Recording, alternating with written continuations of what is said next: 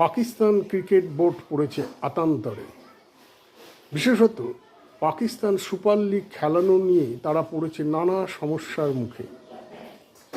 প্রথমে ঠিক ছিল এই লিগের খেলাগুলি অনুষ্ঠিত হবে রাওয়ালপিন্ডি, লাহোর, করাচি, মুলতান, পেশোয়ার সহ মোট 6টি শহরে।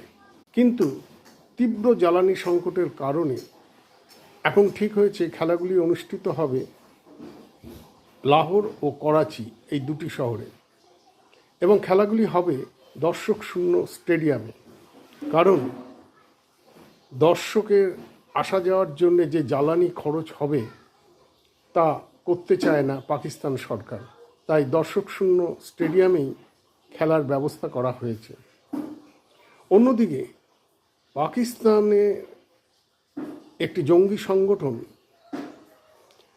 বিদেশি ক্রিকেট তারকাদের পাকিস্তান সুপার লিগে না খেলার জন্য হুমকি দিয়েছে।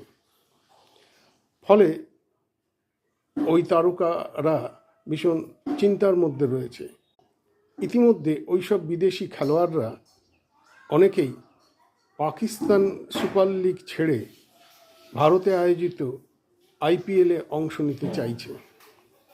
আর তাতে পাকিস্তান ক্রিকেট বোর্ড ভীষণ ক্ষুব্ধ।